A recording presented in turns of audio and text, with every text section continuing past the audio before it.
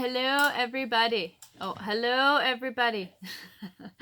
So today's yoga pose is the downward facing dog, our Adho Mukha Svanasana.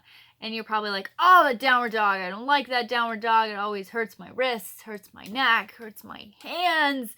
Ugh.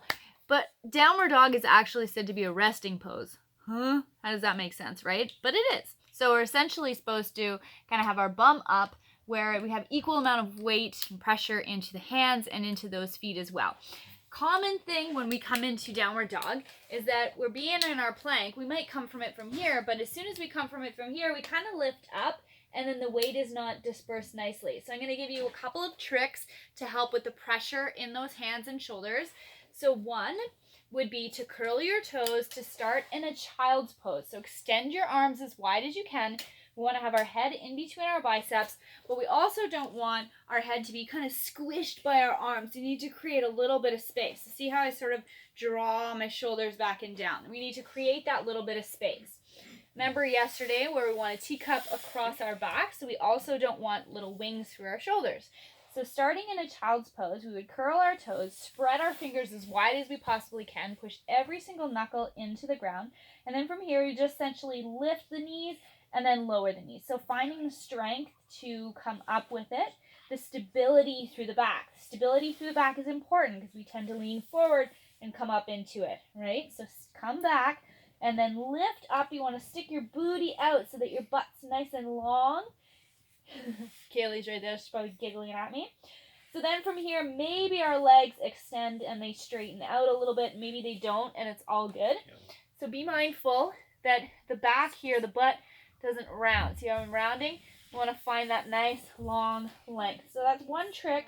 Come to it from a child's pose. Another really fun trick to take a little bit of the pressure out of the hands would be to curl your hands around the edge of the mat.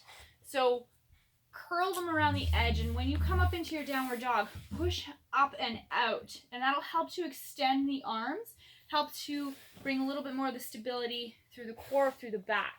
So again, starting from that child's pose, lifting up and then really pressing out. I love this one. It's so great on the arms. Feels really, really good on the wrists, but it's not for everybody. So decide if you like this trick or not. And then from here, you can play around in your downward dog. Be mindful to turn the tail towards the sky, paddle out the feet. Woo! Watch that you're not squishing your neck, open up the back. And that is your downward facing dog for today. So we did our cobra, we did our crocodile yesterday. So now we can add it all together if we like.